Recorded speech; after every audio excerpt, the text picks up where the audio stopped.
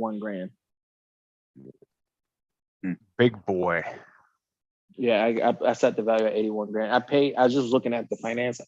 I paid 78 for it out the door. Boy. After everything was said and done, it was 78,000. Got his discounts. Got his senior discounts. Oh yeah. Yeah. What flavor is that? I thought it was fruit punch. Chelada Clamato. Oh wow. What up, Brian? What is going on? Everybody is getting out my windows, popping out the chats. Let's see here. What up, Skidoo? Hey, call me tomorrow. We gotta go over. We gotta go over the 22. What up, Mike? What's going on, fellas? The 23s. I want to talk about that tonight. Welcome. We got a bunch of stuff I want to go over tonight. I want to talk about Lucas Krautster, reeling his tremor. We put some lights on it from Kit from Limitless. Pretty BA, and we're going to go over a particular wiring issue Ford Boss had on a 17 F-150, and sometimes we get these vehicles that go to different dealers and bounce around, and it ends up in your lap, and it's like, okay, you're like, you have zero choices other than to fix the truck and figure out what's going on, and sometimes it can be hard, and you gotta have more than one head on the situation. So we're gonna go over that. Ford Senior Master, what is up, bruh? I got something in the mail this week. That's gonna be a hot topic. You guys are gonna be interested in that. And we're going to go over the shorts. I had some really good shorts. One in particular over the weekend where I had a 2017 with a battery light, a P0625, and it was real important to note what was going on in front of the engine in that wiring trough and the telltale signs of looking for that green corrosion. It is almost, I would say 95% of the time, I can lay underneath there and look, if you know where all the zip ties are, and look. I mean, it's 11 through 16. The week before, I had just did a 2018. I don't get a lot of Alumiduties, but I have done handfuls of 11 through 16s. And the key at this point in its life or your life with the vehicle is go ahead and just cut all those zip ties and just let the harness, because it's just getting pulled too tight, and eventually it'll start chafing on a zip tie or chasing on one of the little webbing parts of the plastic trough. And hey, what happens when you pull on them wires? And they break. It's looking like money, dude. It was cool. Got back on the road. Was able to use the existing OE circuit. Now, how many of you guys are having alternator issues? You guys have alternator issues? Rain Man Ray, he's in. What is up, brother? Lot of trucks, different locations where I've had the battery lights come on, and it seems like it's always, I'd say 80% of the time, it's the communication, the control wires going to the PCM. I'd say a handful of them have been the red wire that's supposed to be hot all the time. But it's, I don't know. I have never not found one. I have walked somebody through doing an overlay, but I have always successfully found I've had to take the bracket for the alternator off, had to take the fan off. But hey, it sucks. But we found it. Good evening all. Is this something I can do to my truck? Is this diesel only, or yeah, diesel only. I haven't had any 20s. I don't know if they're any different. But definitely the 11 through 16s, without a doubt, all the way. Well, that was a 17 that you were working on. Yeah, that was, but it's not. The Illumidutys are something that I rarely get. Why does it seem And like 17s are the problem for all of us lately? It's like me, the last 3 were 17, you was a 17, had mhm. another 17 coming today. 17 must have been a bad year for them. I don't First year. know. I don't know. First year of the aluminum body. 23s. That's going to be the big thing coming up now. 2023. I know you guys have all seen, well, maybe not all you guys are on Instagram and Facebook, but for those that are, you guys know you've been seeing the 23s floating around. There was just one down here in Dearborn today with some camo on. Somebody was telling me that they saw. Need to go hang out in Allen Park at Building 9 and watch it drive in and out. I'm about to go hang out, get some footage. I mean, that's where they do garage service. So, what do you guys think about the new front end? If you guys seen the headlights, there was a post on Facebook. Some guy had a whole slew of headlights and taillights, and I mean, I kind of liked them instead of having, the if you guys have seen it, the front of the truck, your C rings on the 17s, were like that. All right, and then on 20, we got the brake in the C ring. So the 20s look like this. Now these ones, the 23s, kind of look like Chevrolet. yeah, they're looking like this. Okay, I'm only drawing this the outside line so you can see the housing, but the headlights are kind of separated like this with their own little, and it's going to be different. We'll have to see it on the truck. It looks like they're using like an F-150, the newer F-150 style body. I know. Really? That would make a lot of sense. I wonder if I mean, it looks like an upsized F-150, honestly. I wonder if they're going to introduce any new colors. Cody, I think you're onto something. I mean, it would only be smart to do that. I mean, basically, that's what they're doing now. I mean, it looks a little different, but I think those doors very similar to F-150 doors from the previous generation, if not the same. I'm excited. Maybe that IP. Maybe they're getting that newer F-150 IP inside instrument panel. Don't know. Need to Headlights, hang out. taillights. Need to go hang out at Roush and find out. Somebody, where was I reading it? Was I hearing it? I can't remember where I was hearing it. They said somebody had said that they had looked at the interior and it was all covered up. So I don't know if that's. Oh yeah, it's gonna be covered up until they release it.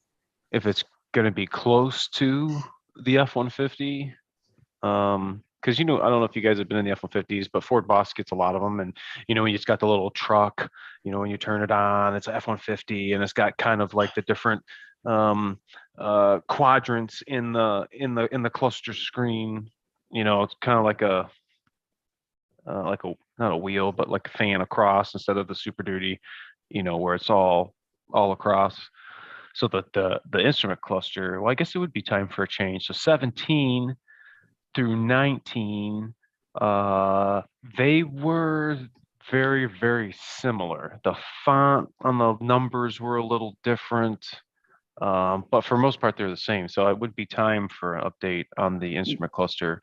Well, it's interesting because they have this mid-cycle refresh where they put the big screen in there, and it could have just been the fact that they were lagging behind some of the other competitors so much they had to do a temporary thing with that bigger screen. But it's kind of quick. If you think about it, they had that big screen for what, 2 years? 21 and 22. But the rest of the instrument panel was the same. It's just got a bigger screen jammed in there. I like the big screen after sitting in that Tremor this weekend. Yeah. It's a nice screen. It is pretty bad. I haven't heard nice. The nice is a Lightning. Oh, have you been in one yet?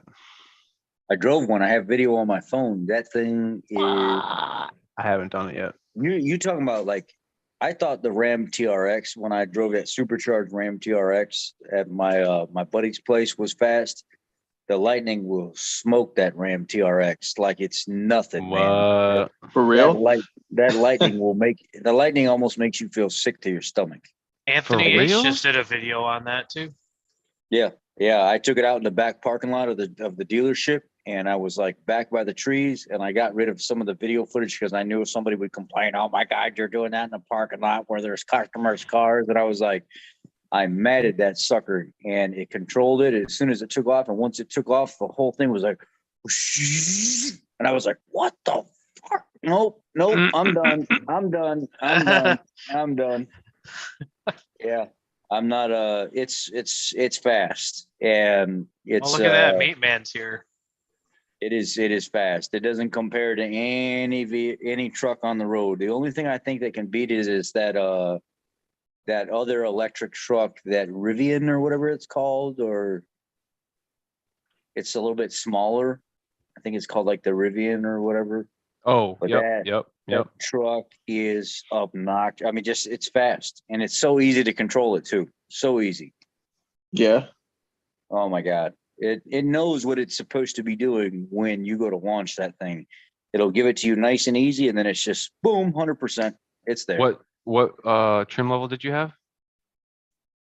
I don't know what it was. It was white Pro. and it said Lightning, and it had flags and stuff all over it, and it had like It was all this white. fancy It was leather Lightning. interior. And it was I guess we have to have it for 6 months before we can sell it. It's one of those. Yeah, it's nice. It was like leather and trimmed out everywhere, and it was such a nice truck. Steve Boyd says our dealership has a $53,000 markup on the Lightning. 150K. Yeah, So, pound sand.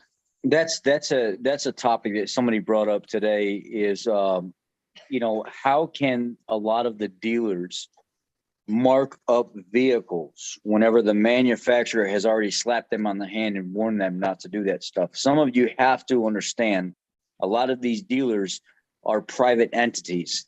They take suggestions from the manufacturer, but they don't have to adhere to every single thing that the manufacturer says. Business is business. So at the end of the day, if you're signing paperwork for something that's been marked up, you ain't got no business complaining about it after you leave that dealership. Man, they got me for $7,500. You signed the paperwork. It's on you, bro. If you didn't like it, don't sign the paperwork. It's as simple as that. If people want these prices to go down, quit buying the vehicles. And guess what? They don't mark them up. But Well, let me ask such you this: high demand. how fast are they coming in? And that too. Is there still a People want it shortage? so bad, and they're not coming in fast enough. They're paying the markups. It's like It's people, supply and demand. right? People complain about things, but they're their own worst enemy when they're doing literally the things that they're complaining about. Doesn't make any sense. Right. That's funny. Supply and Any demand. updates on Ford and their new vehicle shorters? Looking for a new vehicle but don't want to pay the markup yet. You know how many of your subscribers are waiting on Superdutys that have been literally waiting for a year or 2 years and they still don't have their trucks? Forever. We had a guy order a Super Duty a year ago. It came in. They contacted him for a week straight. The guy would not come in and get the truck. Guess what? As soon as we put it out there, boom, sold immediately to the next customer that came in. Gone. Why did How he do you not come in? We don't know. No contact, no show. Wow. It's gone. You snooze, Yep. you snooze, you lose, bro. There Don't are go off some- the don't fall off the face of the earth, and you won't lose your truck. Oh, guess who's decided to show up? The Matt. Meat Man. Matty Meat Man. Yeah, there's some butthurt people that don't do exactly pretty much what Ford Boss said. It's like, you call these people, they spend all this time waiting for a truck for a year. I got guys telling me, hey, can you look see if you can get a truck? I don't have any info on that, man. I'm so I want my truck. Oh, you know when it's gonna get built, blah, da, da, da, da. And then a year goes by and then nobody contacts, you call this guy for months, nothing. It's like, how what's the dealer supposed to do? Hold on to this vehicle for months? And this is the games they play. This is the games they play. Prime example right now, my GM reached out to me, told me the entire story of what was going on. And our dealership was kind of getting tacked with these 1-star reviews when we didn't even do anything to a lot of these 20 reviews that came up out of nowhere, 1-star review. And we're trying to track down where it's coming from. There was a dude that ordered a Bronco 2 years ago. The Bronco came in. They've been contacting the guy and trying to talk to him, let him know his Bronco was in. He dropped off the face of the earth for the last 4 months before the Bronco came in. There was no communication. Every time the salesman tried to contact him, the guy didn't answer the phone. He didn't return no calls, no anything. The Bronco came in. They contacted the guy. He never showed up to get the Bronco. So what my GM said? Let's put like a tire cover on it. Let's dress up the front of the hood with a bug guard and stuff like that. And let's just put something tasteful. Let's put some protectors on the pinch weld and stuff to protect the paint from rocks and stuff getting thrown up for people that like to off-road this stuff. Let's just do some basic stuff. And he marked it up a little bit. You know what? They're going for like 15,000 over at certain dealers. They were going almost double the price at one time. Now that dealers have become more reasonable and they've come down in their prices. And they said, you know what? Most dealers are between 12 and 15 over. He said, it's like 7.5. And then we'll add some little tasteful touches to it. Right. Then the guy shows up to pick up his Bronco after all this stuff has been done. And like, no, man, we already have people looking at this thing. You snoozed, you lose. You never signed a bill of sale. You never put no money down. You're not entitled to anything that you came and talked to me about. We tried to contact you. Stay on your vehicle purchase. Keep in communication with the dealer. If you want to secure that vehicle, sign a bill of sale, put some money down on it to secure it so you know it's yours. Anything. You don't have nothing to complain about at that point. But now the GM said, look, I understand you're upset. Maybe we'll both take responsibility here, even though it really is your responsibility. And guess what? I have another Bronco coming in. It's the same exact Bronco as the one you ordered. I'll give it to you $2,000 less than MSRP just to make you happy because of the communication issue that we had. The guy says, no, I want $5,000 less. And the GM said, nah, that ain't happening. Get out of here, man. You're obviously looking for something basically for us to give this vehicle away, and that's not happening. We're literally in a market right now where vehicles are going for $12,000 to $15,000 over plus. And I'm giving it to you for $2,000 less than MSRP, and you're going to try to haggle with me? No. And now this guy's blowing up the internet on his little forum and stuff, getting all his buddies to come and give us 1-star reviews. These are the games people are playing right now. Unfortunately, this is unnecessary. This is business. If you don't want to pay a markup, then don't sign for the bill of sale. Don't put any money down, whatever, if you're not locked into it. It's as simple as that. Don't do these things, and then you don't have no reason to complain about it. Good point. Good point. Or I guess I should say it should make more sense if you didn't do these things and then you complain about it. Because if you signed the paperwork and you didn't put a deposit down, and then the vehicle showed up, and then you didn't show up, and the vehicle got marked up, and this is what's being presented to you, and then you complain about it, you're kind of like your own worst enemy at that point. Anyway. Right now is a really rough time for anybody buying vehicles, and they don't understand how business works. They don't understand how the market works right now. And they don't understand that the manufacturer actually doesn't control everything that the dealership does with pricing. Let me ask you this, boss, with my 450 being damaged and the way vehicle values are. I give you $500 for it right now. Well, I'm getting a new frame. Okay, $1,000. You thinking I'm taking it, getting the value? Okay, I'll give you 2. All right, 2-1. Come on, All right, give me some. I'll give you the Volkswagen and the 7.3. I'll give you the town car and the Grand Marquis with 27,000 miles. Done deal, signed, sealed, delivered. You'll never have another vehicle that's better. Okay, we can do that, but you and Cody have to share it. I'll give you $500. I'll share anything. $500. I'll give you $501 because there's no way that frame is showing up for a year. And when it does, they're gonna give you the wrong frame. Just ask me how I know. Dude, this guy is calling it out. He's like, you know what? You're gonna wait, and when you get it, it isn't even gonna be the right one. I know, because that was like one of my last jobs. I got Aaron at a frame swap. I'm sorry, DS, but a Maverick frame showed up. Oh, I'm sorry. That just happened. That Toyota dude on TikTok. They ordered a frame for that Tundra, and a Tacoma frame showed up, and now they have to wait for a whole new different shipment and stuff. It's not even anywhere close. No, did I not tell you guys this story? I don't know. You've been I MIA know, for the last year. I mean, you kind I of know. dropped off the face of the earth for a while, and then we didn't know anything. It's because about I've been what's going working a on. lot. Maybe, I've been maybe we working used a to lot. play catch up. Maybe this stream should be about catching up with you. Catch up. I've Catch been up. working Get a some lot. catch up for your No, meat, I Matt. had a 450 to do a frame swap on, and they sent me one. It was the wrong frame. That's all it was, is the mounting, the holes for where the steering gear go. You know, that little triangle of holes. They were in the right spot, but the holes were too small. Wow. Damn, that sucks. And dude. I guess Ford had an entire rack of frames that were marked wrong. We don't know what they were for. Well, it happened to you, so maybe it won't happen to me.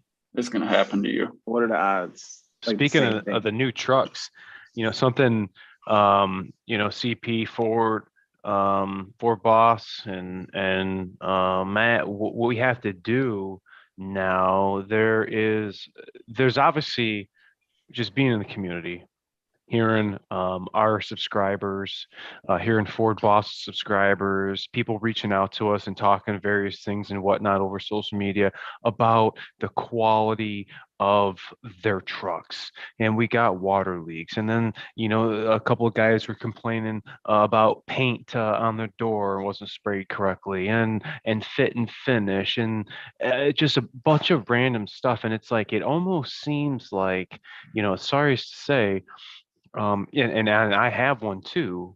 It just seems like quality is going down, unfortunately. And now something that we have to do is, when we find a problem, if any vehicle, it doesn't matter what vehicle it is, if it is under 3 months old, 3 months old or less, we have to take pictures and fill out forms, and there's a bunch of other hoops now that we have to go through to submit back to Ford Motor Company, to submit a problem, to fix something farther up down the line if this is going to be a repeat issue that we're going to see on a particular line.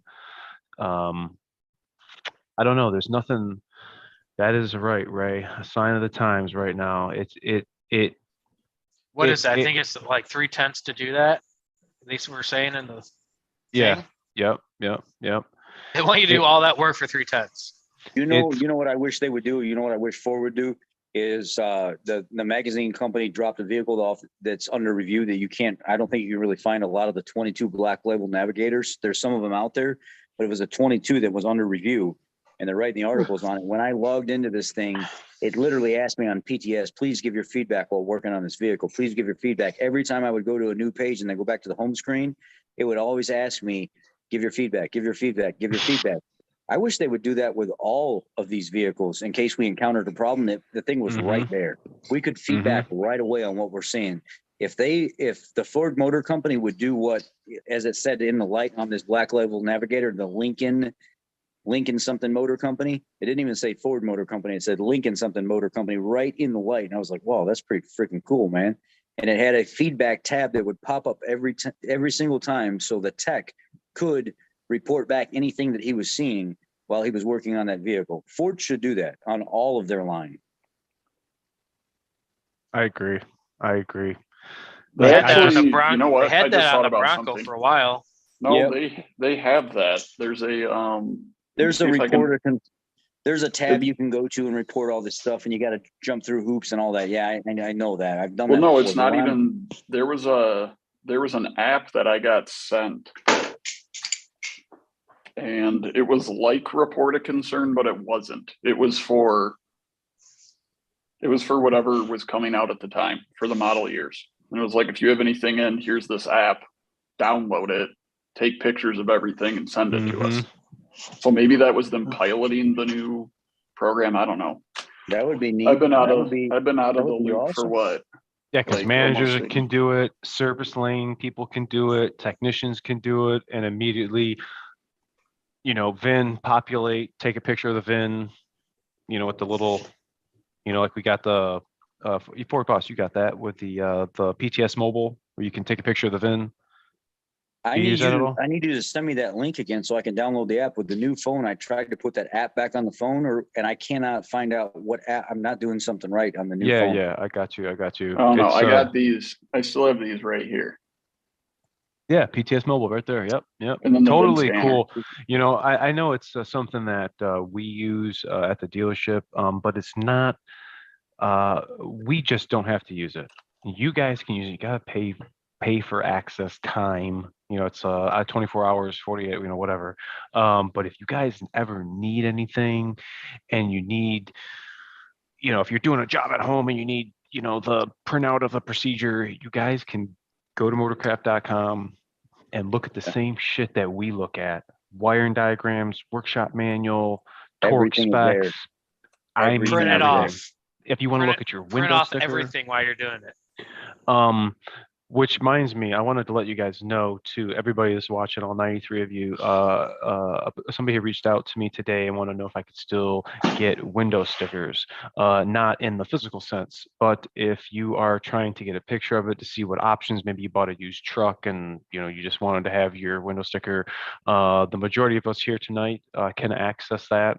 So if you do have your VIN, maybe put your VIN and your email here in the comments, and we can email you, you know, your window sticker. We did it months back, but somebody had asked me today. I was like, oh yeah, you know what? Maybe that'd be a good a thing for the live stream, especially with buying used trucks. You don't really get window stickers. I mean, sometimes you do, but most of the times you don't. Let me go back up here. And somebody asked me something that was pretty important too. They recently bought a new used Super Duty to them, and they said, "Is it okay if I ask for any type of warranty history that's been done on this truck after I purchase it? Like, I'm head over heels for the truck, Hell but yeah. I'd like to see what the previous owner has had done on their warranty." That's completely legit and legal, whatever you want to call it, for you to ask for that. And if you have a sales department that's willing to work with you, they'll contact service and they'll say, "Hey, can you print out this warranty history for me?" Or they'll do it themselves. And you're more than able to access that and have that printed off for you as well. Yeah, it's a good thing to know. Just Yeah. like you said, it's warranty history, so you can see, you know, if this has been a repeat offender, been at the dealership, has been making its rounds, or if it's been just like today. I had a 13 Super Duty DRW 4x2, needed a turbo. Nobody's ever worked on it. The clips and twangs were all, and guess what? They all went back except for two that broke because they were brittle. But even the ones on the back of the intake, I mean, it's a pleasure to work on a vehicle that hasn't been hacked. Everything's put back to get, you know, what hasn't been taken apart, but is how it should be. Everything's orientated correctly. Yeah. Here, oh, dude, speaking of that, here's a question for you and Rainman Ray's got me hungry as shit now. I want Costco pizza. I'm looking at this Kirkland signature shirt. He's talking Dude, about hot dogs. I have some Costco pizza today. No, Oh, here's a question for you. pizzas. Can you guys Fire. tell when a truck has gone to like the shop around you that just is not it? Like, you know, they just do hack work and you can just recognize it without even asking the customer. You just look 1000%. up. When I You start look seeing up- hose clamps, worm clamps on hoses, like, okay, all right. Oh, dude. What else we got? What Dude, else we what am I gonna I'll- see when I get my 450 back? I'm just saying, like, Your 450 you look at a is gonna 6-liter. be clean as shit, is what it's gonna be. I'll tell you that right now. If you're looking at like a 6-liter and you see orange RTV is the exhaust manifold gaskets, you're like, oh yeah, we know who worked on that. Kind of deal. Fire up that Yeah. fancy pizza oven. You damn right. Now I'm hungry. Somebody go give me Who's a got the- Costco pizza. That's what Is we my got here. is my 450 gonna get the Bill Brown rub down? It is, and the guy that we have doing our details after your vehicle's been in, you know, to the bump shop, he does a phenomenal job. And I'm going to tell you right now, my truck is clean. It needs to be vacuumed out. I haven't driven it in a month. DS's truck is a work truck. DS uses his truck. DS's truck is hit when DS's truck gets unhit, Bill Brown's going to make the inside unhit, and it's going to look brand new. I'm excited. It's gonna be un-DS'd. Is what you're saying. It's going to be unkitted. It's going to be unworked. I'm It's gonna look new. excited for you. Should I be nervous about that freaking engine being tweaked a little out of its position? No, Well, that's because the frame moved. That's the Yeah. engine Right, didn't get messed up. you ain't got No, nothing the to engine worry didn't about. get, no, it didn't get messed up at all. You ain't twisting that thing. Hey, all that metal is all designed to move and have flex. So it bends a little bit. You got straight connecting rods, you got curved. Hey, they're all going up and down. It don't Can you matter, show us man. Can you show us that move again? Somebody cue the lights. Oof, oof, oof.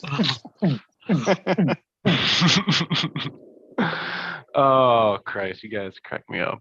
Krautster wants to know, and this is a good thing that we haven't really talked about either. In fact, let me go get it because he's given me a few bottles. And if you guys have ever used Lucas, I have never used any Lucas products either for the fuel system or the crankcase, but this is what he's left me. Let me sit down. I got this with the Elantra. Is that oil stabilizer? Oh no, it's injector cleaner. Yep. And what he says is he puts this in the fuel and puts this thing's got 400,000 miles on it, and he credits his maintenance regimen and using Lucas as to reason why it's gotten that far on mileage. And I don't know, have you guys ever used that? Do you put it in your diesel? It says it's good for gasoline or diesel fuel. It's probably got just the right amount of sulfur additive to where it's not triggering anything with, the emission system or anything like that. They're probably right under par with what the EPA says is the max limit, and just that little bit of additive alone helps with lubrication. So there's a lot of people that love that Lucas. Everywhere. Let's see, just like your Marvels. Let's see if it says anything on here. Excellent for marine. MSDS. Yeah. This diesel fuel additive complies with federal low sulfur content requirements for use in diesel motor vehicles and non-road engines. Yeah, so Lucas. it's just under the sulfur limit is what it is. Mm-hmm. Oh, for non-road engines. Lubricates compression rings for easier piston travel, more power, less cylinder wear. Lubricates pumps, carburetors, injectors, compression rings. It says it contains a special clean burning additive to facilitate a complete combustion burn for more power, more fuel economy, and fewer emissions. This product should more than pay for itself in fuel savings alone. Well, I'm going to continue running it in the Elantra. I think I'd probably stick with my hot shots, but I'm going to be dumping it. I'm going to be dumping it in the Elantra. Dump Just it. good. I'm And a then when you're Lucas done guy. with that, I'll send you one of the 40-ounce bottles of MMO, and then we'll see what really works. Ooh. I'm a Lucas guy from way back. When I got my 2020, I continued using Lucas. I was then introduced to Hot Shots EDT and saw better performance over Lucas, so I continued using EDT. Where can I buy straight sulfur additive? Maybe Bill Nye, the science guy. They have additives. The science guy. They have additives on the shelf at AutoZone, but you have to be careful because a lot of it specifies for like race engines or race this or race that. Can we just dump sulfur? Mm-hmm. Not too loyal to additive brand though. Ran the diesel 911 stuff or whatever it is. Okay. You know what was funny, and I put a TikTok on it before I came on here with you guys. Is I'm driving down the expressway, And these two old boys that are in their green construction shirts with their green hats, and they have their work pants on, their work boots. They're kicked up on the side of the road with two lawn chairs and a cooler out in front of them. And what was on the shoulder? A big old Dodge Ram with the hood up, fender flares and big mud tires, and they're kicked back like, oh, yeah, we're at it again, boys. Let's get comfortable. And I was like, oh God, these guys are laid out on the side of the expressway, feet up in their lawn chairs, just saying, we're gonna drink some cold ones and wait for the tow truck. These guys know the deal already. They got comfy quick. We ain't even moving. We ain't even moving. Feet up on the coolers. Each one of them had a cooler under their feet, and they're kicked back in these lawn chairs, just chilling, waiting for the tow truck. That's too funny. If I change the hot and cold side pipes, will it change the sound of the motor? No. Not one bit. In my Camry, I've always used Lucas. Try the chemical store. You can get real deal Walter White chemistry supplies there. That's funny shit, dude. Oh, I like that. I like that. The old Volkswagen got a treatment of ATF this weekend. Dude, that was so cool with the ATF. Yeah, Sean was just losing his mind because it was running as I was pouring it in. Dude, you did not care. I know it works. It'll run no problem. Yes. If not run better. Cody, what do I gotta do to get my 6.7 like that? You're not gonna do that. Yeah. You ain't doing that. Yeah, you could. You just have to do mechanical. Yeah, you could set it up with like a P right. pump or something. Yeah. So I put a freaking SNS kit on there. Disaster prevention. Just in case. It's more than that. Just like that. It is more than that. You can do it easy. So I bet someone can retrofit mechanical injection on one of those. Oh, you need a whole mechanical injection? It'd be a two-stroke power stroke. Who was it? Was it Dirty Hooker that did mechanical injection on a Duramax or something? I feel like it was at SEMA. I don't know why this just popped in my head. That would be cost prohibitive. So the injectors won't do it, huh? They will not be happy. No. It's not just that. If you listen to a lot of the guys that have the old mechanical injection pump, a lot of them talk about doing stuff like this. You need like the old school stuff, and it'll take it no problem. It'll burn it. Yeah. It'll love it. It'll get an increase in power and fuel mileage and everything else. But on this new stuff, it just will not work. Injection pressures are way too high. Anything 6 liter and lower will work. Mark Reeves asks, and I actually have it written down, any specs on the 2367? Well, it can be bad as fuck. But we're going to have two power choices. And I couldn't immediately find the lower power choice, but the high output one's going to have 500 giddy ups and 1400 I'll pull your house and garage attached down into the street power. Dang, dude. Gonna leave a black hole. What? It's going to be pretty sweet, and I can only imagine the lower powered ones are going to be, for them STX boys and them cab and chassis. But it's going to be sick. I don't know I still have a sneaky suspicion about where they're going to be getting 500 ponies from. Yeah. I don't think people are going to like my answer. It's the same as it was when I was in training. Someone told me that a hybrid Superdutys coming. I don't know, Cody, is there anyone at Roush that can confirm it? I haven't seen a hybrid Super Duty yet. I already know, and I can't. I'm already saying too much. I told them I wouldn't say.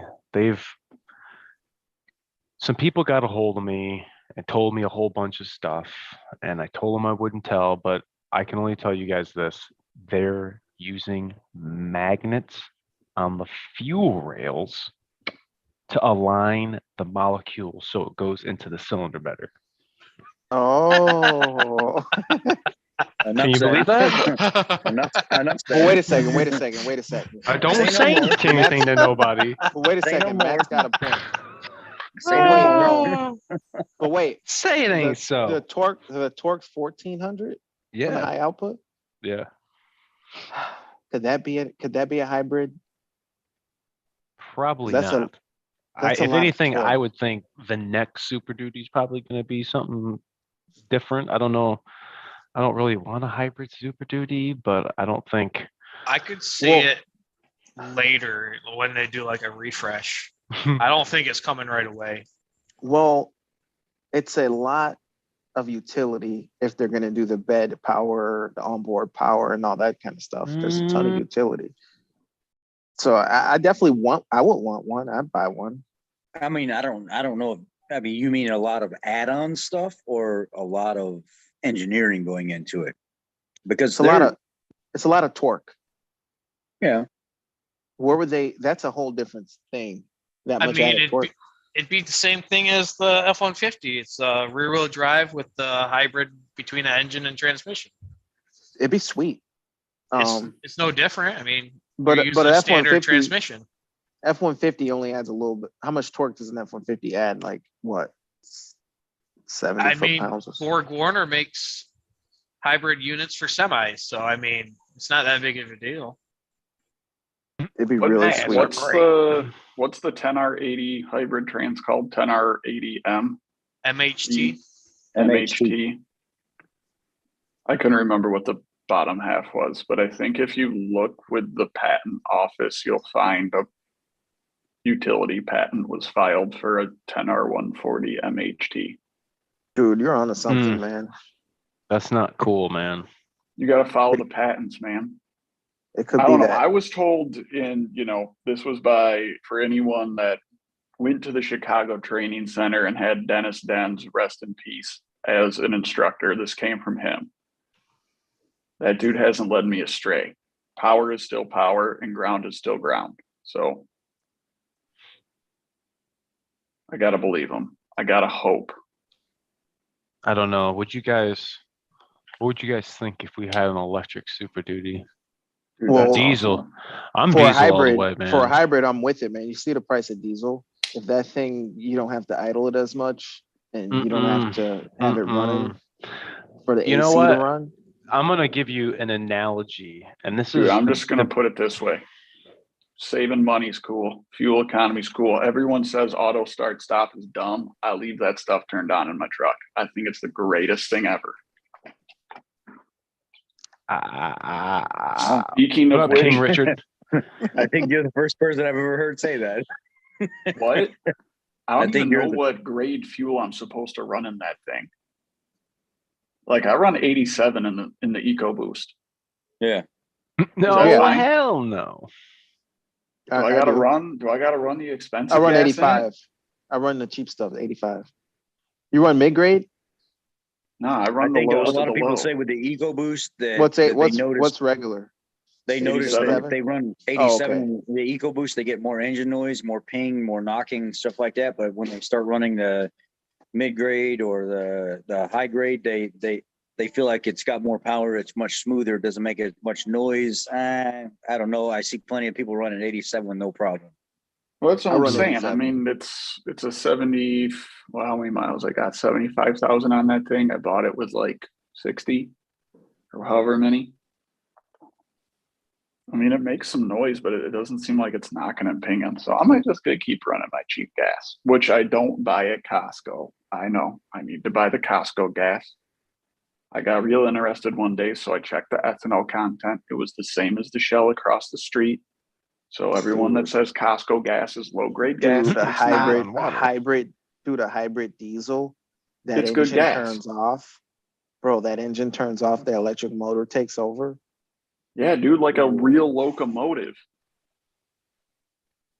See, Real here's my one locomotive. complaint. I got the hybrid F-150.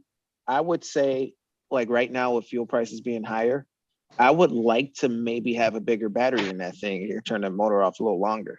What is she getting in that power boost, man? Come on, tell me some real numbers. We just took a road trip. I'm not to, talking 10 miles.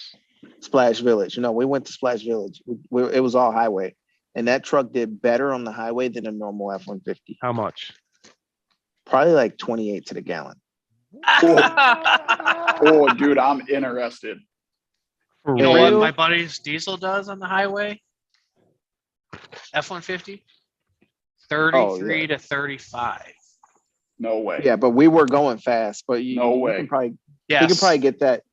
No I way. mean, he could probably get that. Hey, it's at Aaron's shop right now. He could go How look at long the does it instrument take cluster. to get to 60? Getting that fuel economy. Don't know. He's getting 35 at the max. So That's my biggest gripe with the 3 liter is it's a dog. So I'd 10 assume if you wanted to get good fuel it's a 10 economy, speed with I think like a 373 or 350 rear end in it. So oh, okay, the rear end makes sense then. But Or does he have 331s in it? whatever it is, You get it's F-150 with low. 331s, can't you? That's pretty dang good though.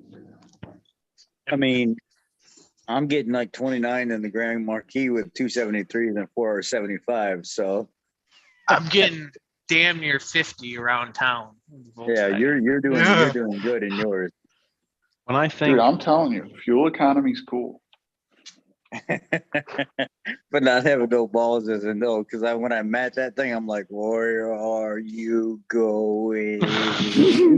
that's how it seems like when I turn the AC on the 4-cylinder. That's not the case in the Power Boost. The Power Boost is fast. Yeah, the When I- power boost. The power when I boost was I gonna is say, probably one of doesn't the power fastest. boost get you up and go? I haven't been in. Oh, yeah. I want to put a lightning head to head with a power boost because I Yeah, took The I Lightning, took I a think, is lightning out. quicker. I The took a Lightning lightning will out last week, and annihilate. it was For real? What about a lightning against a Mach-E? Lightning smoke it? The lightning will absolutely destroy No. that thing. They're that But fast. here's the I gotta thing. drive one. Here's There. the Come thing. on. You can They plug the just did. Lightning They up. just did a I test. can Like charge one. they have a live test on that country, whatever that YouTube channel is, that country something where they race all the trucks. They just TFL. did a test between a Lightning and a TRX, and the Lightning smoked the hell out of the TRX with Get 700 and out. some horse. Wow. It beat it by like almost 2 truck lengths at the end of the quarter mile, like it was I didn't see nothing. it. oh, dude. I had a video of me taking one out for a test drive last week, and when I smash the gas pedal on my Volkswagen, you get put back in the seat, you smoke out the intersection, and then you're gone. And then you look down at the miles per And gallon, then and you're it says- gone. and it says 54.7 miles per gallon. You're like, yep, I'm doing something. Lightning a bad boy. dude, I'm like, you're just driving, and you give that pedal a nice little slap, and you're just sitting there, and it's just out of Dang, nowhere. dude says he's getting 50 with his C-Max energy or hot fusion energy. Yeah, that would be fusion energy, not C-Max. I believe Dude it. at work is in the 50s with his C-Max. He just sold his shit. Hyundai whatever and bought one of the C-Maxes with like 60,000 miles on it. I think he only paid like 16 or 17 for it, employee pricing. And he says he's in the 50s all the time. Oh, wow. I always took the dealer's C-Max to training, and it was always a game for me to see how good a fuel economy I could get. I definitely wouldn't mind one of those fusions, Oh, I'd like plug-in those hybrids, Those like fusions an are 18 nice. or 19. Yeah, they're nice. And they're kind of sporty too. I didn't expect them to be that sporty. And I was like, wait a second, this is actually pretty nice. Yeah? Have you guys seen the guy that took a Explorer ST? He's actually from Michigan, I believe, Yeah. and he's just Yeah. turned Yeah. that Yeah. thing way up. Yeah. It's like 600 horsepower. Oh no, I think he's got it even higher than that now. I think his last dyno run was 800. God dang. No They were way. showing those needs- guys with the that Explorer guy ST, needs which is I've always said if anyone's going to do another gumball or a cannonball run, you need to do it with an Explorer ST and just build that engine like nothing and disguise it like a cop car, like they did with the they're showing these Audi. guys with these Explorer STs all the time at the track with just basic, like a nice tune, like a custom tune for it in like 93. And they're showing ripping. they're showing them smoking all kinds of stuff at the track. I'm like Durango RTs that are tuned and all these Chargers and stuff. These things are just tearing them up. Wow. Yep, the wife wants one, so guess I we're feel gonna like this guy definitely cracked down into the tens with his. I think he's hunting It's a for bad boy. a 9-second pass. Mm-hmm. The only thing I don't like about them is I don't like the 4-wheel drive system in them because of how they're designed, and they're really clattery and chattery like the Chrysler all-wheel drives, like the Chrysler 300s, how they they engage their 4-wheel drive. It sounds a lot like it, and I don't like how that the CV axle go into the hub actuator that goes through the front of the oil pan into the front drive unit that's driven off of the output shaft just from the silly. transfer case. You It's know just- what? it's- I don't understand that. Why are we having problems with that? Because they've been doing that in Europe for ages. Like with Oh, the yeah. Escorts and the Sierras, they've been doing that forever. Why are we Wait, having a what? problem with it? The A lot of- through axle oil pans. Why are we having problems with it? I mean, they've been doing it since the 80s. Like, why are we having leaks? honestly, when it comes down to it, if you look at, I'm like the only one that really took the seal off the hub actuator and then broke it down and then slowly rotated it to show people 10,000 miles later, the O-rings flat. that we're using that have the AA, what do they call it? The suffix, the AA part number, Mhm. it hasn't been updated. We've done nothing to make that seal better. And it's got like 12 cracks in one section. And that one thing, 10,000 miles later, it's flat and it's cracked in 12 different spots. And it has 10,000 miles on it after it's already been changed. We're not doing anything to update that O-ring. And it's just pissing out around that O-ring. And then the output shaft seal from the transfer case can't be serviced. So by 20, 25, 30,000 miles, you're already leaking trans fluid out of the front of the transfer case and you can't service it. So you have to replace the whole entire unit because it's a split case design to where the seal has to be inserted from the inside and they're leaking 20, 25,000 miles. Same thing that's happening with the 6.7s and all you guys with the extended coverage for 20 MO2 or whatever the dang number is for getting your DEF heater sender replaced. It is the same flippin' part that your truck came with. We're not doing anything to update that part. We're not doing anything to update that part to be more robust and have had those new parts later down the line come back in with the same 20 BA, 20 B9. And, you know, it brings up a good point that Fort Boss said. It's like, we're not doing anything to make the product that we're just replacing it as a customer satisfaction when it should be Who- customer satisfaction, but we need to Who change the makes part. those? Does Bosch make those or does Delphi make those? I don't know. There's no Because parts. it's the same one, literally the same tank heater and sender unit goes in the Rams, the Duramaxes, all of International's trucks, all of Freightliners, anything with a PACCAR powertrain, all the off-road equipment. It's literally all the same, and they all I don't have know the who same makes issue. those. It's bad I wanna enough say that it's- when these things fail, you can't even It's get them. probably Bosch. It's silly. It's fine. That's the worst I'll thing have we got plenty going to on do. right now. I have 3 trucks right now waiting for DPF. And we just found out that the company that makes the DPFs, them motherfuckers don't even make DPFs anymore. They're making toothpicks. So what are we gonna do? What are we gonna Dude, do? you're Put a getting me toothpick in it. real You'll be better off. nervous right now. Huh? You're getting me real nervous right now. You got the G's? You got bubble guts? No. You know what I do got? I got the Gucci Mane Guide to Greatness. That's what I got. Brr.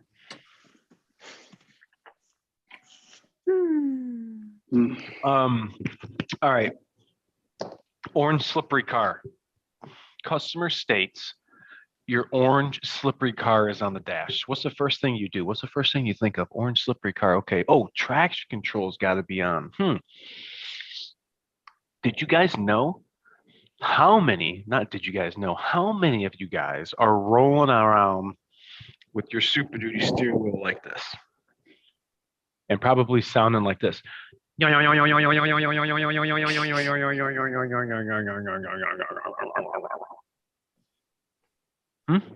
Which one of you guys got out there like that?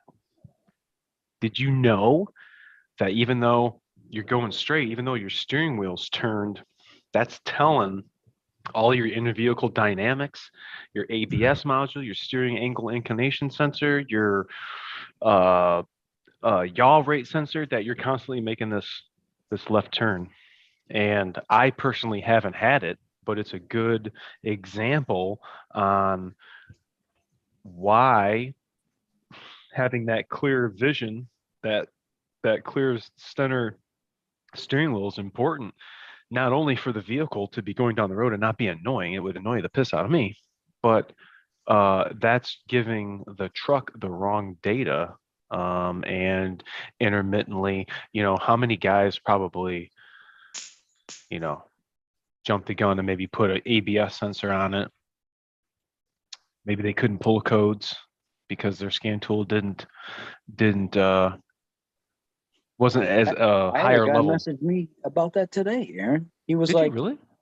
he was like, hey, I tried to use my Mac something Pro blah blah blah scanner to reset the steering wheel angle sensor on this.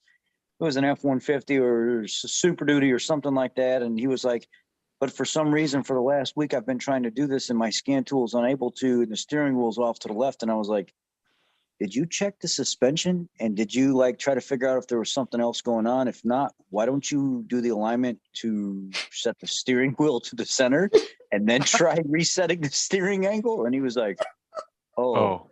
I thought that was all like through the steering or whatever. And the reason it was off was because the steering angle was reset wrong. And I was like, Oh, what? good. Well, yeah, you Lord. just you relearn it and clear the code, and the steering wheel straightens out. That's pretty good, man. Well, you can only chuckle amongst ourselves, because obviously this individual didn't know, and it's Right. kind of comical to. I've never heard of somebody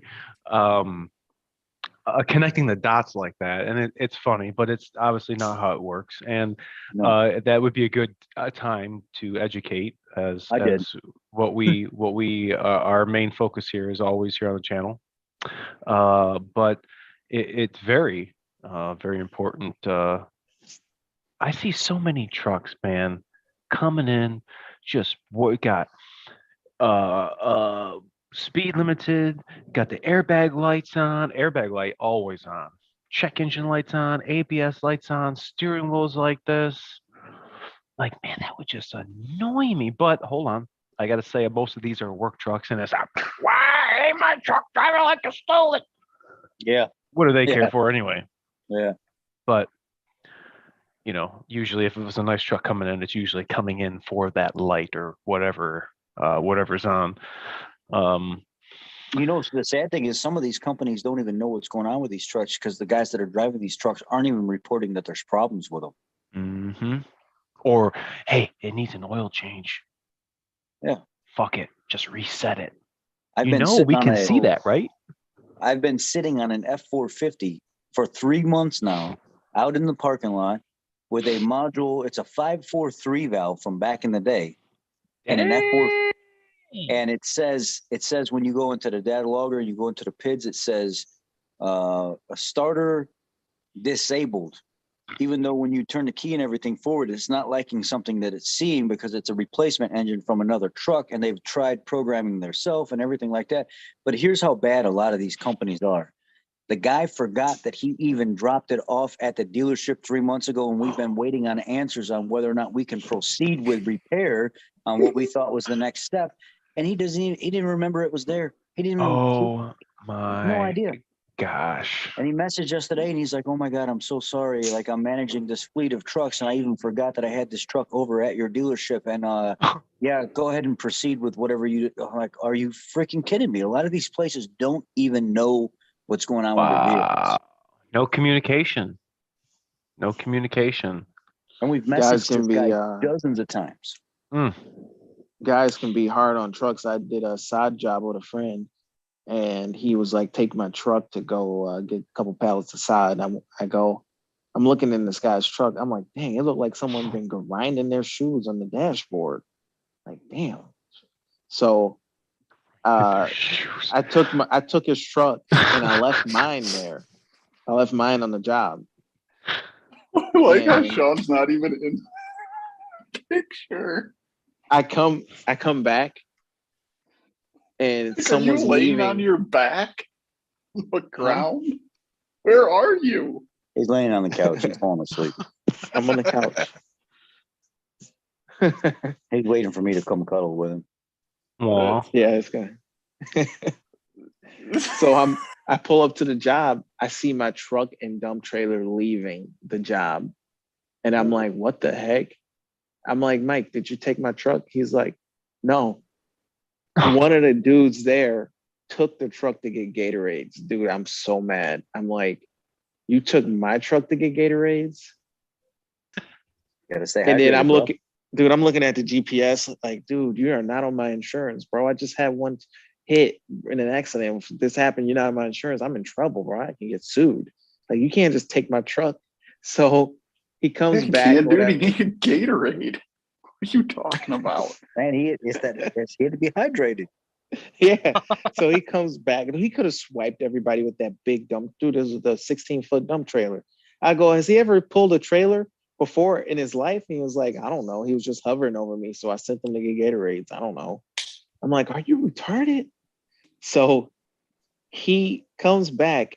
And then the next day I get in my truck. I didn't pay no attention, but the next day I get in my truck. I go, why is there mud all over my dashboard? Ugh.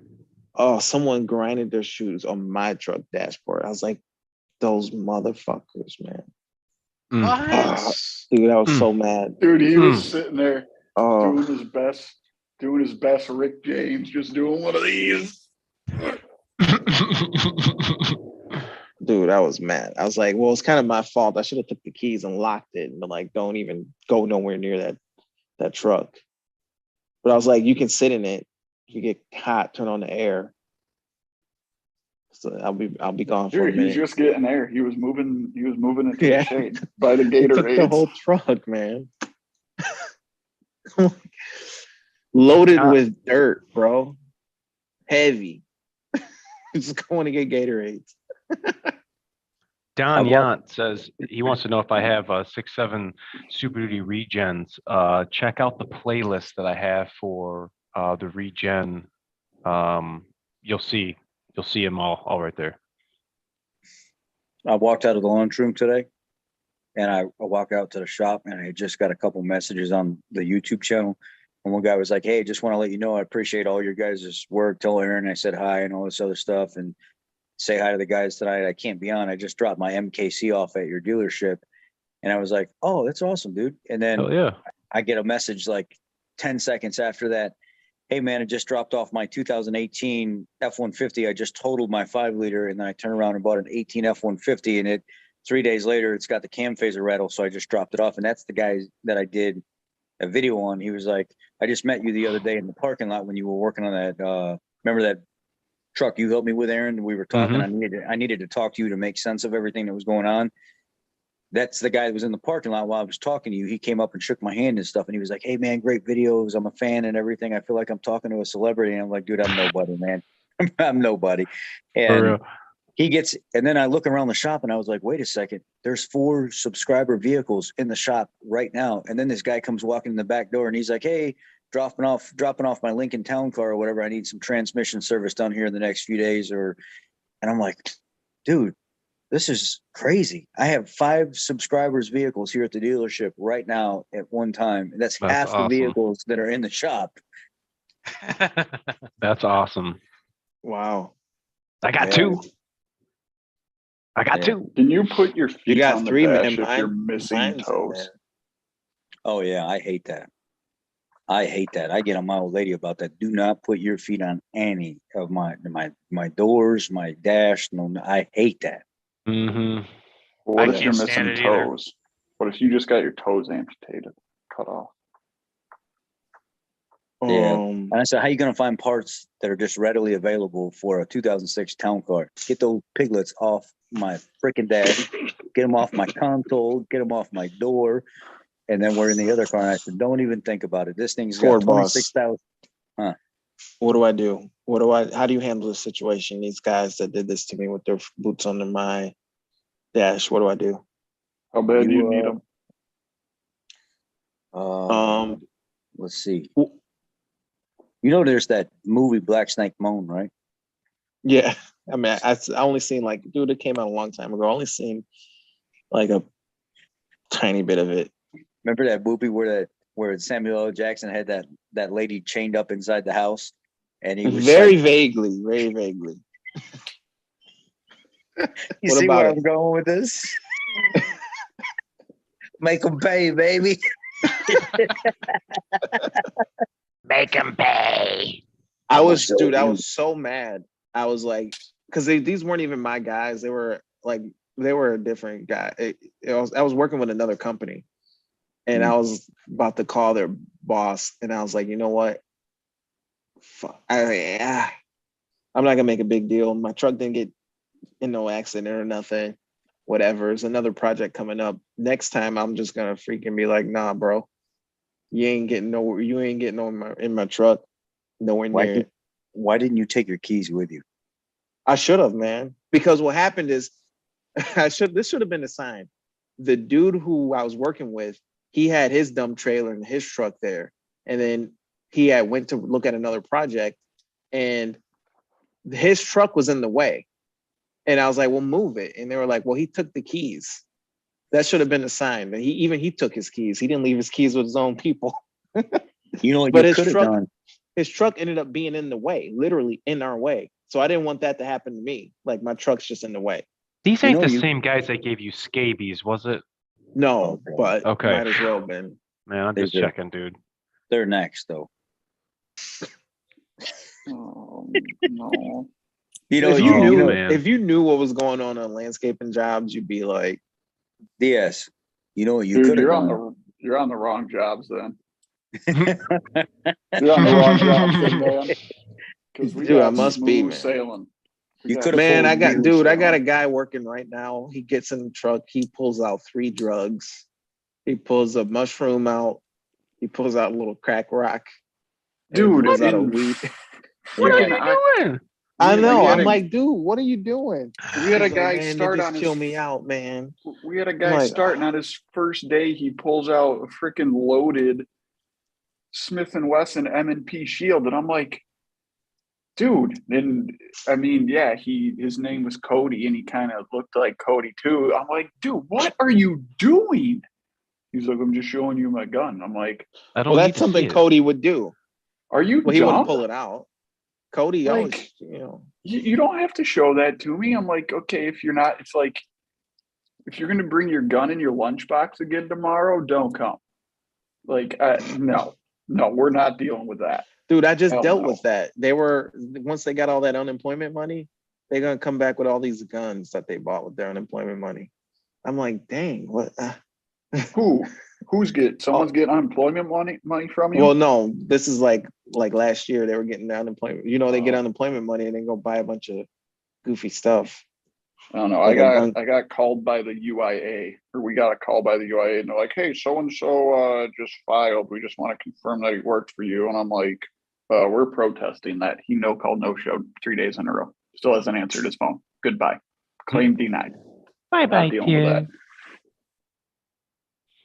that, dude. Man, it's hard to find good people right now. It's not fun. It's not fun. You know, not only that, a lot of people. We just had a guy let his pride get in the way because he didn't like what was going on at work, and he went in and he was talking to the general manager, and he was like, you know, such and such and such. This is what I don't like, and the general manager was like, okay. I mean, you know, business is business. We conduct business a certain way. If you don't like your hours, that's just how it is. You know, I'm the boss. I need you here during these times. And the guy was like, well, I probably should just go ahead and leave. You're going to fire me? And he was like, well, the way you're talking to me right now, I feel like firing you because you're being disrespectful. And he was like, well, I guess I'll just grab my stuff and go. You just fired yourself, dude. You're not getting unemployment or anything. You should let them fire you if that was the case. A lot of people don't even know how to quit a job properly.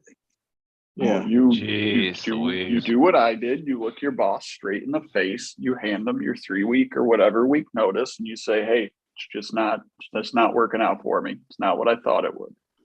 So then you go back to working on trucks in 2 weeks. Big deal. Yeah, not that hard. I mean, every time I gave my 2 weeks, I got told to leave. So So here's a Right. deal tell me if I'm wrong in thinking this. You're wrong. Let's say landscaping. Let's hear it. Dude, when it comes to landscaping, it seems like we're fishing out of a toilet.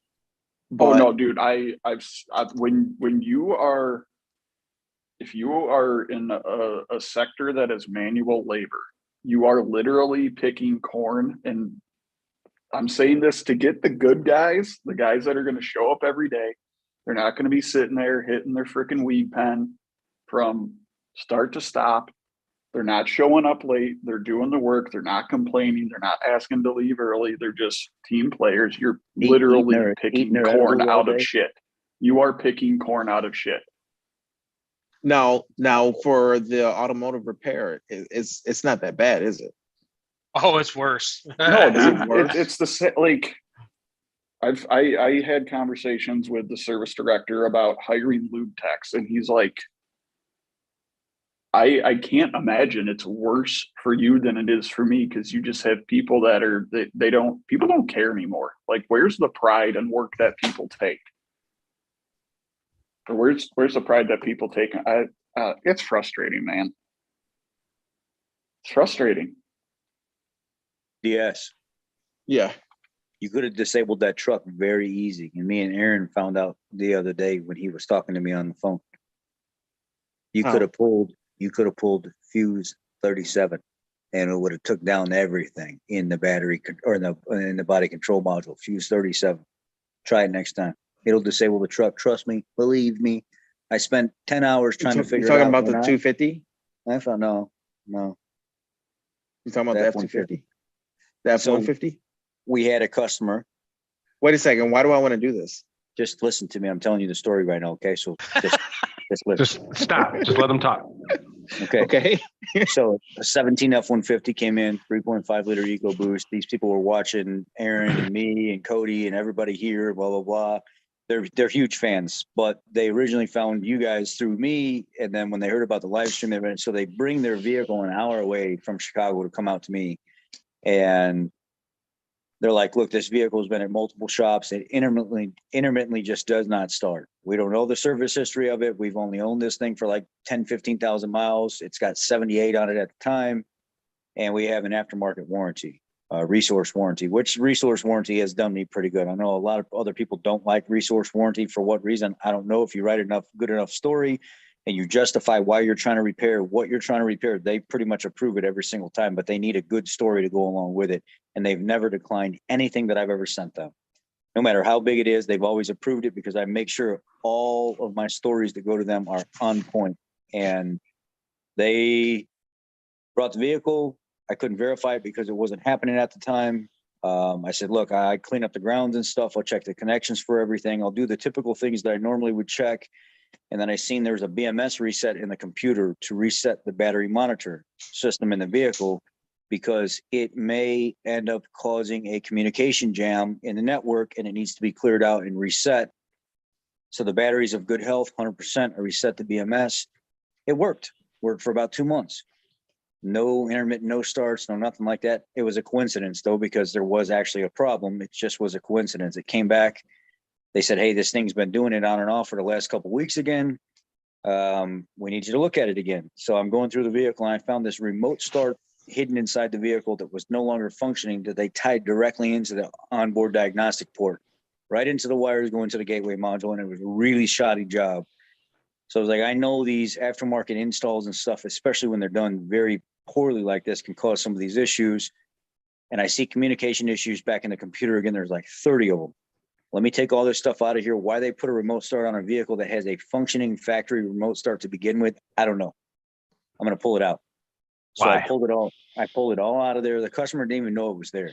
I pulled it all out of there, threw it in a bag. He had all the parts and sent him on his way. There's nothing else I could do. Cleared out the communication codes, wanted to see what was going to happen. This time, the third time, after collecting an hour diag and then another hour diag again. I'm like, I can't charge a customer a third time. It's back here again. And I wasn't able to diagnose it the first 2 times because it's not ever going on when it shows up. So I've done some preventative stuff of things that I know. I still can't figure out what the problem is. This time I got towed in on a wrecker. I was out in the Dominican Republic on vacation. I come back after a week. I get in the vehicle. I try to start it up. It fires right up. Like, what the heck is going on? It was towed in on a record. They said it wouldn't start at all, and now all of a sudden it's starting. Then my other coworker said, yeah, while you were gone, I tried to go out there and see if I could help you out and verify it as well, and it started every single time for me. It's like, okay, this is weird. I bring the vehicle back in. I contact Resource Warranty. I'm looking through all the SSMs, the TSBs and stuff like that. Gateway module is a big thing for the 17 models for some reason. A lot of the gateway modules had problems. And then there was also a front control interface module issue where the screen would cause a bunch of traffic stuff. And it says, when I say traffic stuff, I mean communication stuff. There's actually an SSM or TSB out on it that talks about before replacing the front control interface module, do this, this, and this, and this, and then proceed with diagnostics.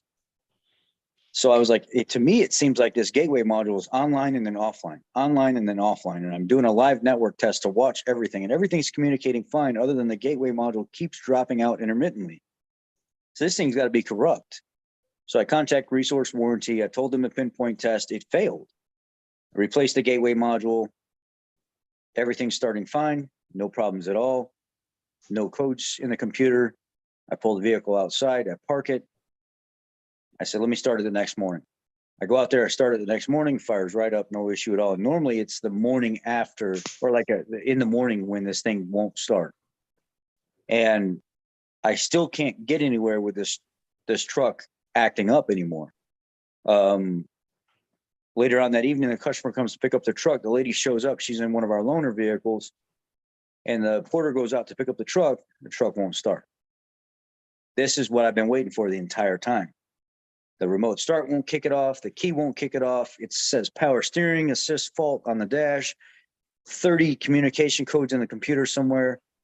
Obviously, I've got a major issue here. I'm sorry that you had to come all the way out here an hour, but now I'm actually able to physically see what you're dealing with right now. And I do apologize. I really am so sorry. She's been to 2 other places before us, and I didn't want to give up on this thing. So I look at from like 8:15 in the morning until 6 o'clock at night. I'm looking at this thing, going through wires, verifying this, verifying that. And I'm talking to Aaron. I said, Aaron, I need an ear, man. I need another senior master tech to sit down. I need another tech, whatever it is. I need to talk to you because some of this stuff isn't making sense right now. As we're talking and we're going over the wiring diagram, he's like, do you have this? Cody said this, check this. And I'm like, yeah, I got that. So the stuff Cody was saying to check, Aaron was saying to check. I was like, yeah, all this stuff it all checks out. And then I got to thinking about it and I was like, wait a second, I'm looking at this wiring diagram right now and kind of going along the lines of what Cody was saying and Aaron was saying.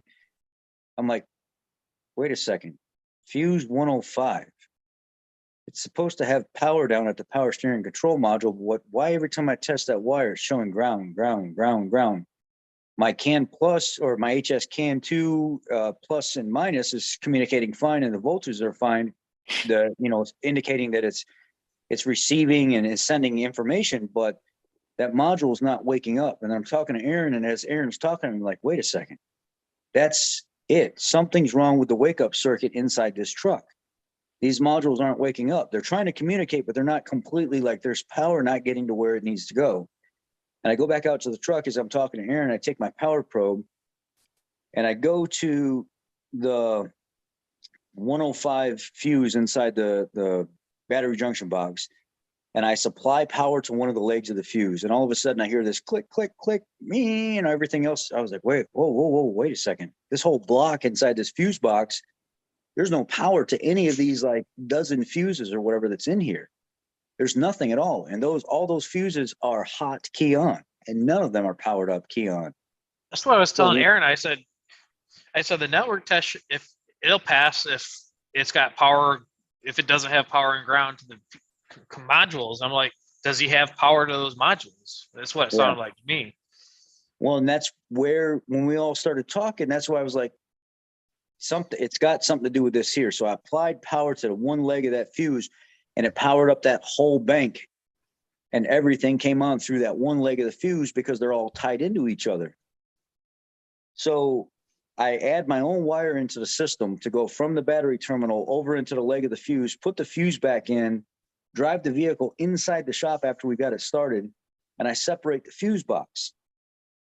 And it says it's a non-serviceable unit. It's like 12 Apple 581 or something like that. It's the fuse box and the entire harness around the front of the truck. And then there's part of it that goes through the firewall down to a connector that goes into BCM. the BCM. So I split the box. I take everything apart and I said, you know what, this thing's on back order until 7/8 of 22. I'm not going to make these people wait that long. I'm going to try to figure out how to get inside this box without annihilating it to figure out what's going on. Something's got to be broken inside this box. Something's got to be going on. So I split the box and I'm like, no, wait a second.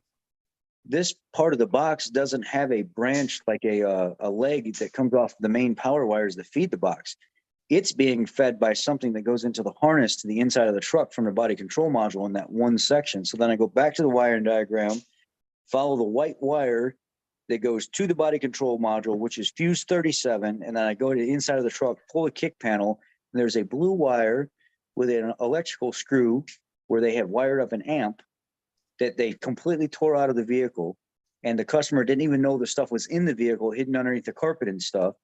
And it was tied onto the fuse 37 and it had pulled the fuse out of the slot. So it was not supplying power into the battery junction box to power up that wake up circuit for all those modules. I took the wire off and stuck the fuse 37 in there. The truck started up and run like it was brand new. Looking like money, dude. And it's been running. What was up. And it was slowly working its way out over time until, and with terminal fretting going on until it finally backed out of the slot completely and it just wouldn't start. Wow. I love electrical, but I hate electrical.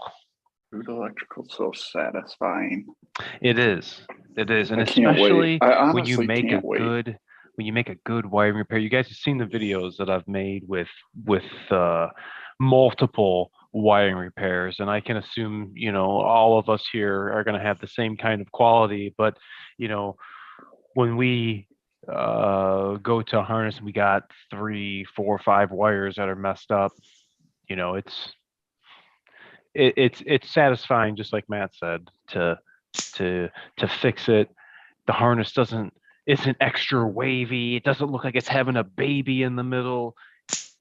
It looks like it should. It's got the right tape on it. I got a question for you two old boys. Do you still get that feeling when you make something, right?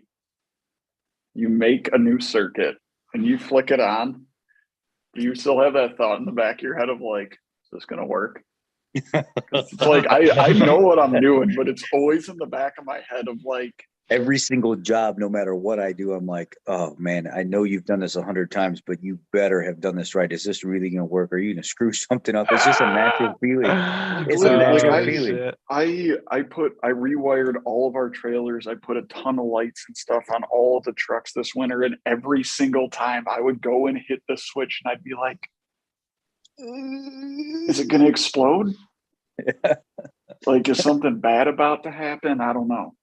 I remember, like, is that feeling ever going to go away? Or you put an engine together and you're like, then it just starts up fine. Like, when I was first starting off, you know, doing 6073 repairs, you know, do your first bed plate. Man, sure that feel good, man. To the ground. Oh, doubt them people eat lunch. My stomach is killing me right now. Guy over the way is like, "Why are you acting so crazy?"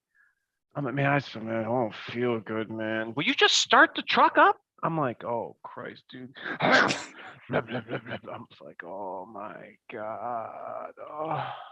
Dude, that was me when I put my first 6.8 together. I'm like sitting there, like quadruple checking all the timing marks.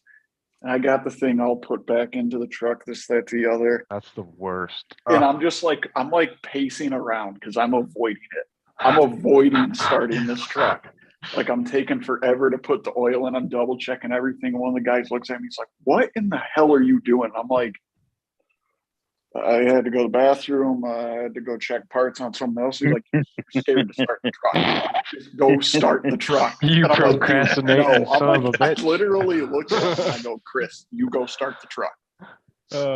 Dude, like I don't want to start this thing. And all of a sudden I just hear it like, and then it just dies.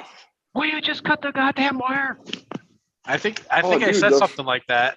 I just did a 1.5 short block like 2 months ago, and everything went perfectly. I mean, everything went perfectly. I've done so many of them, it's like nothing anymore. It's money. And I get inside this thing and I'm like, okay, I'm going to prime it first.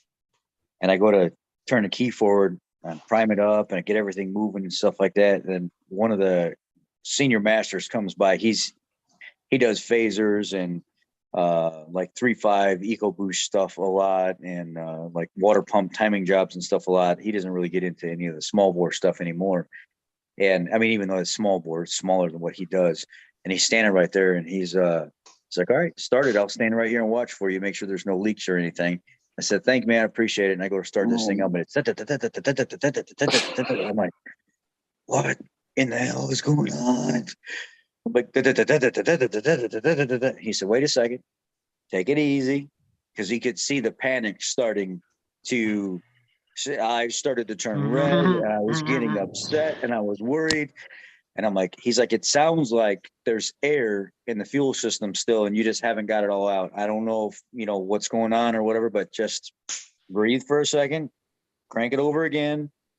I cranked it over again and it started that like it wanted to go. And he was like, okay, do it again.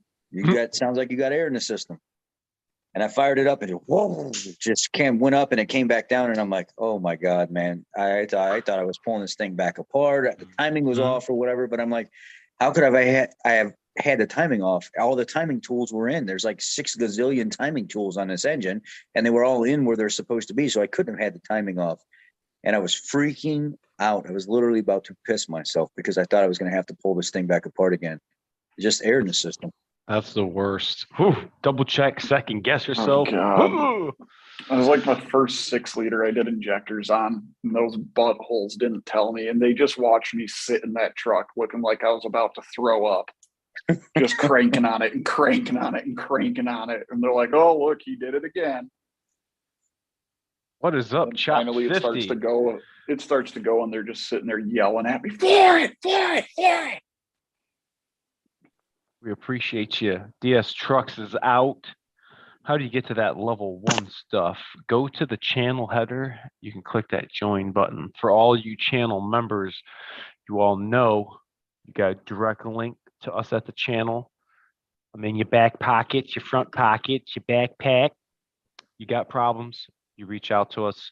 Rayman Ray, we appreciate you coming through the comments. Maybe we'll have you on next time. Workplay TV, I reached out to him. Maybe we'll have him on coming soon. We have a video for Friday that I think you all are going to want to watch. You guys don't like the lower fuel filter drain replacement 17 and up. You guys need to watch it. If you're going to make a mess, you need to make the mess this way. Don't fret and don't be draining no 10 gallons out of your whiff water drain. We ain't got time for that. Nope. All right, fellas. Yeah, Brian. FBM, DS, Mr. Matt, thanks for coming through. Everybody, Brian, CD Fishing, Zeekster, we'll catch you next time.